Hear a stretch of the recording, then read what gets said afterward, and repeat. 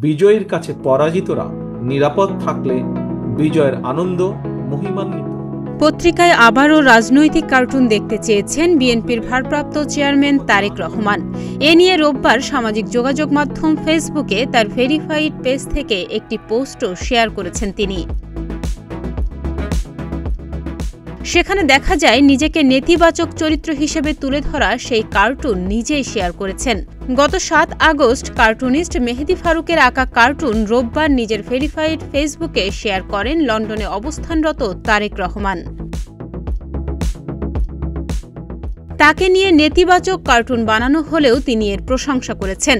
নেটিজেনরাও তার প্রশংসা করে মন্তব্যের ঘরে লিখেছেন, সমালোচনার প্রশংসা করে গণতান্ত্রিক মানসিকতার পরিচয় দিয়েছেন বিএনপির ভারপ্রাপ্ত চেয়ারম্যান।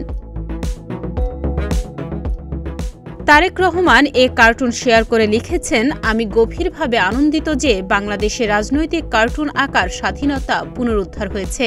২০০৬ সালের আগে বাংলাদেশি কার্টুনিস্ট, বিশেষ করে শিশির ভট্টাচার্য, প্রায় আমার মা এবং আমাকে নিয়ে কার্টুন আঁকতেন।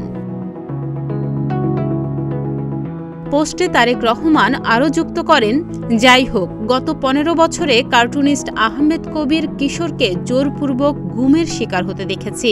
তার কাজের জন্য অকল্পনীয় নির্যাতন এবং কারাবরণ সহ্য করতে হয়েছে। আরও অনেকে এই ধরনের নিপীড়নের মুখোমুখি হয়েছেন।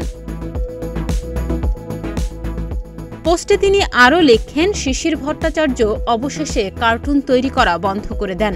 আমি কার্টুনিস্ট মেহেদীর ভক্ত, শিশির ভট্টাচার্যের কাজও উপভোগ করতাম। আমি রাজনৈতিকভাবে আশা করি তিনি শিগগিরই আবারও নিয়মিত রাজনৈতিক কার্টুন তৈরি শুরু করবেন। গত ১৬ বছর ধরে যুক্তরাজ্যে থাকা তারেক রহমান দেশে যোগাযোগ করছেন ভার্চুয়াল মাধ্যমে। গত বৃহস্পতিবার তিনি ভিডিও কনফারেন্সের মাধ্যমে বক্তৃতা করেছেন বিএনপির মহাসমাবেশে। মেহেদী ফারুকের আঁকা কার্টুনে বোঝানো হয়েছিল, ক্ষমতার লিপ্সায় তারেক রহমান ভার্চুয়াল দুনিয়া ছেড়ে বাংলাদেশের দিকে আসছেন।